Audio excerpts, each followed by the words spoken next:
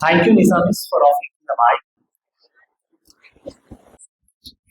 First of all, we, the Brothers Public Schools, welcome you all on the auspicious occasion of Republic Day. आप सभी को गणतंत्र दिवस की हार्दिक शुभकामनाएं।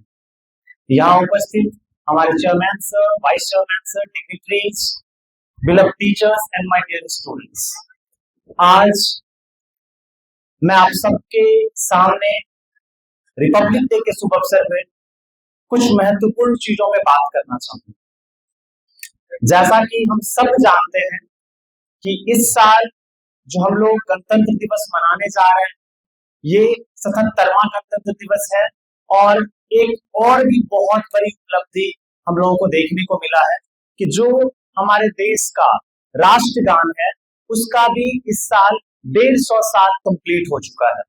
तो जैसा कि अभी आप सबने देखा कि कुंदन सर हम लोगों को फ्लैग होस्टिंग के बाद हम लोगों ने ट्रिब्यूट दिया है नेशनल सॉन्ग के लिए। तो इस बार 150th एनिवर्सरी है हमारे नेशनल सॉन्ग का। साथ ही साथ मैं कुछ इंपोर्टेंस के बारे में बात करूंगा कि रिपब्लिक डे हम लोग क्यों मनाते हैं। थोड़ा सा हम लोग चलते हैं बैक में 1930 में, जब इंडियन नेशनल कांग्रेस पूरे देश में पूर्ण स्वराज घोषित कर दिए थे। वो दिन था 26 जनवरी 1930। थोड़ा हमारी बातों को ध्यान से सुनिएगा क्योंकि इसी के पीछे कुछ तथ्य छुपा हुआ है जिसके कारण हम लोग 26 जनवरी को गणतंत्र दिवस मनाते हैं। तो वो दिन था 26 जनवरी 1930 का, जब इंडियन नेशनल कांग्रेस ने पूरे देश में पूर्ण स्वराज घोषित कर दिया था। लेकिन अब तक हमारा देश पूरी तरह आजाद नहीं हुआ था। हमें आजादी मिलने में समय था और ये पूर्णतः हमें आजादी 15 अगस्त 1947 को जाकर के मिली। अब देश के पास एक बहुत बड़ी चीज जो विपदा कह सकते हो वो ये था कि अपना कॉन्स्टिट्यूशन नहीं था। जैसे अगर हम स्कूल चलाते हैं तो स्कूल का एक रूल बुक होता है। अगर हमारी घर चलती है तो घर में हमारे गार्जियन होते हैं जिसके तहत कोई भी घर चलता है, कोई परिवार चलता है। जिस तरह से आपके स्कूल में बहुत सारे रूल्स एंड रेगुलेशंस होते हैं, उसी तरह से हमारे कंट्री के पास, हमारे देश के पास अपना कोई संविधान नहीं था कि हमारा देश किस आधार पे चले। और उस समय तक जो हमारा देश चल रहा था वो इंग्लैंड के जितने भी रूल्स एंड रेगुलेशंस लगाए गए थे उसी के आधार पे चल रहा था, ब्रिटिश रूल एंड रेगुलेशंस के अकॉर्डिंग। तो जब 1947 में हमारा देश आजाद हुआ तो हमारे पास अपना कोई संविधान नहीं था। तो सबसे पहले हमारे यहाँ संविधान सभा गठन किया गया और उन्हें एक कार्य सौंपा गया कि आप जितना जल्दी हो सके देश में एक संविधान लाएं। और वो संविधान सभा का ये काम था कि संविधान को बनाना और उसको एट रैंडम इमीडिएटली जितना जल्दी हो सके देश में पारित करो।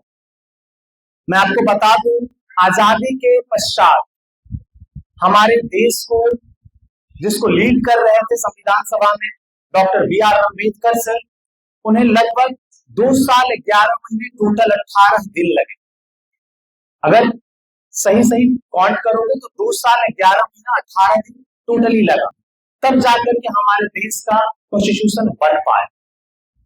और जिस समय हमारा देश का कॉन्स्टिट्यूशन पूरा बन के तैयार हुआ वो डेट था 26 नवंबर 1949। तो हमारे देश में 26 नवंबर 1949 तक संविधान लगभग बन के तैयार हो चुका था। लेकिन अब बात आया कि हम इसे पारित कब करें, देश में इंप्लीमेंट कब करेंगे।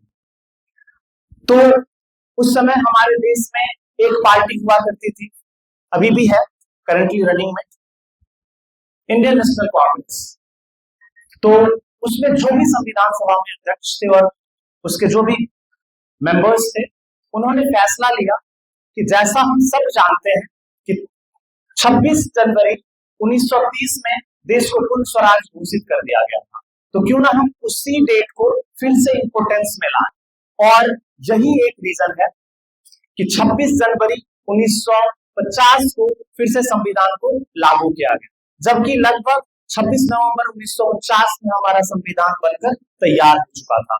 तो इसीलिए 26 जनवरी जो डेट है वो बहुत ही इंपॉर्टेंस माना जाता है हमारे इतिहास काल में, क्योंकि इस दिन हमारे पूरे देश में पूर्ण स्वराज घोषित किया गया था। तो यही इंपॉर्टेंस है गणतंत्र दिवस का।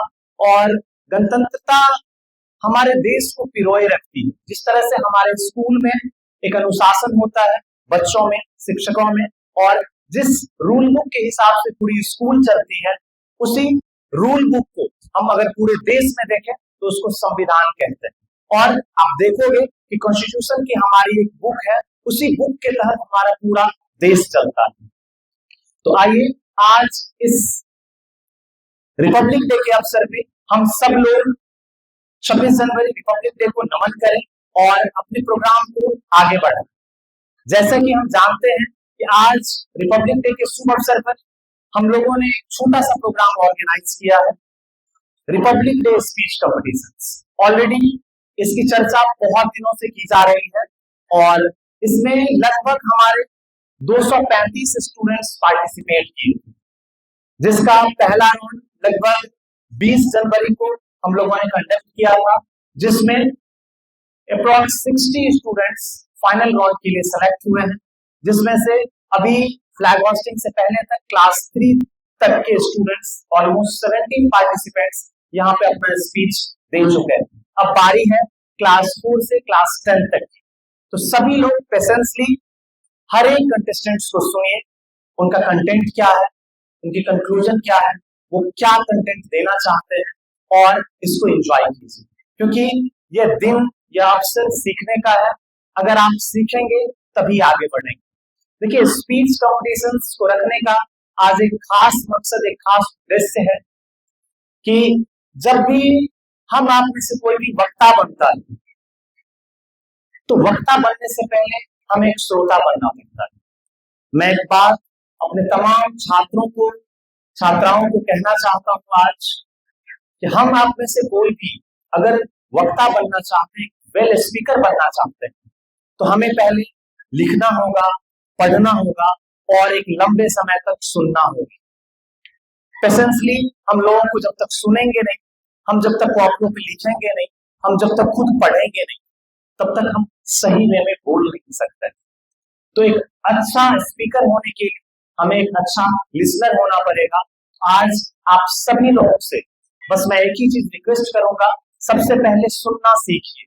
मैं देखता हूं आजकल कुछ नौजवानों को, कुछ बच्चों को, कि जब भी वो मोबाइल में भी कोई वीडियो देख रहे होते हैं तो उन्हें आजकल रील्स की आदतें लग चुकी है। अगर आप वीडियो या कोई भी चीज भी देखते हैं तो एटलीस्ट आप पेशेंसली, आप अगर वो 10 मिनट का है, 20 मिनट का है या आधे घंटा है, कोई अच्छे स्पीकर से अगर बोल रहा है तो उनकी शैली को सुनिए, वो क्या बोल रहे हैं उसको समझिए, उनका कंटेंट क्या है उसको समझिए, वो मैसेज क्या देना चाहते हैं उसको सुनिए, ताकि आप उससे कुछ सीख सके, आपके लाइफ स्टाइल में कुछ चेंजिंग आ सके। परंतु आज हो क्या रहा है, हमारे जो मास में जो स्टूडेंट्स हैं, जो नौजवान हैं, वो अगर कोई अच्छा कंटेंट आ गया, कोई अच्छे स्पीकर आ गए, तो वो उसे सुनना पसंद नहीं कर रहा। अगर 10 मिनट की वीडियो है, 20 मिनट की वीडियो है, 30 मिनट की वीडियो है, तो बच्चे 1 मिनट सुनते ही तुरंत उसको आगे स्क्रॉल कर देते हैं। सबसे जो बेस्ट चीज है, आप बेस्ट स्पीकर तभी बन पाओगे जब एक लंबे समय तक किसी अच्छे स्पीकर को सुनोगे। तो आज के दिन मैं आप सभी स्टूडेंट्स को बस यही कहना चाहूंगा कि एक बेस्ट लिसनर बनिए, एक बेस्ट स्पीकर बनने के लिए। Thank you. आज का जो हमारा टॉपिक है यहाँ पे स्पीच कॉम्पिटिशंस, मैं उसमें देरी नहीं करूंगा, क्योंकि अभी ऑलमोस्ट लगभग 40+ कैंडिडेट्स हैं, बचे हुए हैं, और अब सारे के सारे कैंडिडेट्स हमारे सीनियर ही हैं। तो I just congratulate all the junior and senior students and just wishes them best of luck for their result. Result चाहे जो भी हो, आप अपना बेस्ट दीजिए, स्टेज पे आकर के बेस्ट परफॉर्मेंस दीजिए, यही आप सबसे हमारी कामना होगी। सभी को कॉन्ग्रेचुलेशंस और बेस्ट विशेस। Thank you.